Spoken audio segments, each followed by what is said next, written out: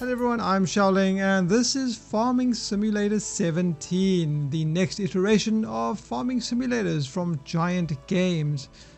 Now the amount of times I've tried to record this video, I just had no idea how I was going to go about it because there's so much to cover about this game. So yeah, if I sound like I'm losing my voice, that is why. So I've been curious about farming simulators for a while, but until now I haven't actually had a chance to try them. I know that they have a dedicated following, and now I know why. If you're looking for an in-depth comparison between this and other farming games, or this and Farming Simulator 2015, unfortunately you aren't going to find that here. I'm entirely new to the farming simulator genre, and so my perspective of this is going to be from a newcomer.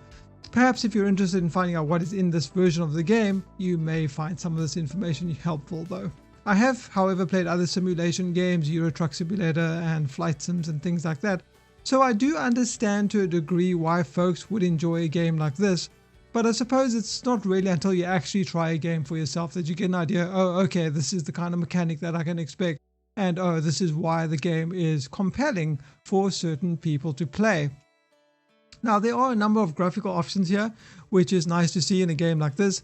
The game, unlike many simulations, runs silky smooth at over 130 frames per second on my system. With the amount of settings that the game has, I think there will be certainly a good amount of scalability depending on the kind of system you are running. There is an FOV setting in the game as well, but I found that anything over 60 starts to somewhat distort the camera lens, making things like steering wheels appear oblong rather than round, and makes your car seem somewhat elongated, and personally I found it quite annoying, so I set my FOV back to 60. Of course, your experience might differ.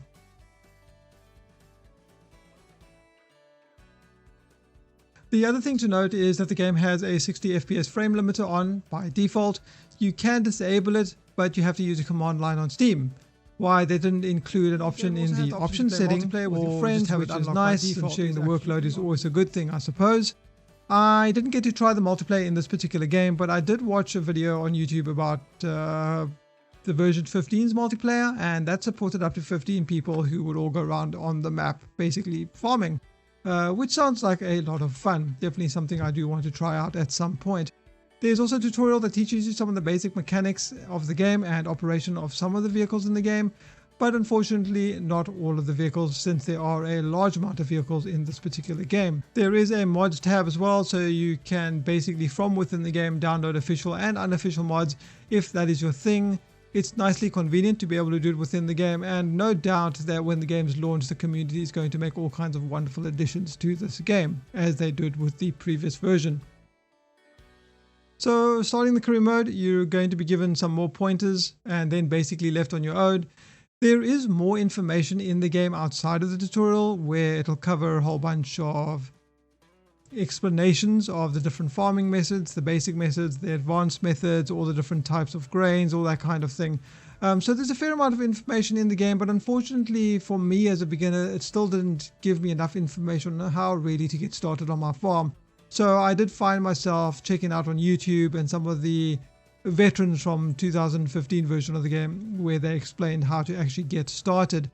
I think it would have been nice if the game offered more of a beginner-friendly approach. So in Farming Simulator 2017, there are two available regions or maps that you can choose to play in. Goldcrest Valley and Sokonov, I think was the second one. Now my save game is in the Goldcrest Valley. The Sokonov map seems a little bit more difficult since you don't start with quite as much equipment in the game. There are also 3 save spots if you want to save on different maps or different difficulty settings, and as always it's good to have a choice. The difficulty settings in the game basically determine the economy, how much things are going to cost, how much stuff your grains are going to sell for, so obviously on hard mode managing your economy is going to be a much tougher experience. So when you start the career, you can choose an avatar, a male or a female, but unfortunately you can only customize the color of the shirt, which was a little bit disappointing. I think that in a game like this where you are growing your farm and it becomes a very personal experience, customization of your character would have added a little bit of persistence and personality to you so that you don't look like everybody else in your multiplayer game. or even in your single player game. And I think that would have gone a long way. Perhaps they'll add that later, or perhaps they'll add that in the next iteration. Hope so. So when you start the game, you have a bank loan, I believe, of 100,000 that you have to pay back, 2 tractors, a trailer, a harvester, a plow, a seeder, and a fertilizer, and your trusty car. You own 3 fields, and after the first harvest, which is the part where they kind of walk you through some more basics, you decide where you want to go from there, what you want to plant on each of your fields, and what route you want to take with your particular farm. Do you want to do traditional harvesting of wheat? You can do that. You want to go work with timber? Go wild. You want to bring up some pigs, some sheep, some cows, or perhaps even make biofuel. There are so many choices that you are going to have to make, and once you've made your choice, you'll need to make sure that you have the right equipment for the job. And of course, if you don't, you're going to have to buy it, and let me tell you, it's all pretty expensive, all those fancy looking tractors and fancy looking plows. So if you don't have enough money, you're going to either have to take out more loan, which I think they allow you to take up to 200,000 or 150,000 or something like that. And then you can buy some more stuff, but then of course there's going to be more interest that you're paying on top of your loan, which is going to add to your daily costs. So what you might end up having to do is do some normal farming with the equipment that you have until you can afford the new equipment to build the farm of your dreams. So in addition to the 3 fields that you own when you start the game, there will also be a number of other fields scattered across the map. And these are basically quests or missions. You can head over to any of them to pick up what is essentially a mission to either harvest, plow, or fertilize another farmer's field for a fee. Or at least you're given the fee. You're not paying them the fee, obviously. And if you do it within the time limit that they give you, and you have more than 2 minutes or so remaining, you'll get a bonus of about, I think it was about 50% from my experience so far. So it's definitely an easy way to make some extra cash while you're waiting for your own fields to be ready for harvesting. Also, when you're harvesting your own fields, you can hire workers to do the job. So you can start your machine or your harvester on your field, just press H, a worker will take over and harvest the rest of that particular field, or fertilize or plow or whatever it is that you need done. However, these workers do cost money, so you have to have enough to be able to cover that. Now in my save game, I follow the traditional agriculture route where I basically grew soybeans and wheat, or currently am growing soybeans and wheat. I've paid back my bank loan and I'm saving up for some new fancy equipment.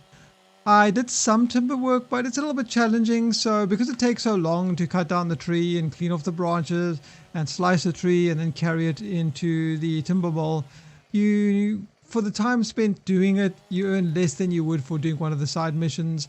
I guess as I get better at it, I'll be able to do it faster. I'm probably looking at getting some animals, maybe sheep, since they are the easiest to look after, because you only need hay, which is a byproduct of my wheat harvest, so that will basically pay for itself. So I'm pretty excited to get that started. When my farm is grown, maybe I'll get some pigs, since I can then use their manure as fertilizer, which saves me from having to buy fertilizer, and then of course the circle of life goes on. Maybe I'll make some slurry or get some grass to make biofuel. All these are very viable ways to earn a living in the game, and I believe timber and biofuel do pay quite well. At least people have been saying in version 2015 they did, so I do still want to experiment with that in 2017. And of course, all of these are going to require you to learn some different machines and equipment, which is fun, actually, if you enjoy the challenge of it. And to say there's a large variety of equipment in the game is an understatement. You know, I had no idea there was such a huge diversity of type of equipment used in farming. I suppose with the advance of technology, I shouldn't have been surprised, but it was definitely a learning experience. The game has night and day cycles as well, weather changes, although in my 12 hours of the game I have not seen any rain, only fog once, but there's almost certainly rain as well. But keeping in mind that I've been playing on slow speed, so it's only been 4 days or something in the 12 hours that I've played so far. The game looks decent, gets the job done. It's definitely an improvement over the previous games from what I can tell, but it does look a little bit dated by a few years, but it doesn't by any means look bad. The audio for the most part is passable. Some of the sounds are decent, I suppose. It's not great. The car sounds especially weak and underpowered. And the train sounds, I really didn't like the train sounds. Here's an example.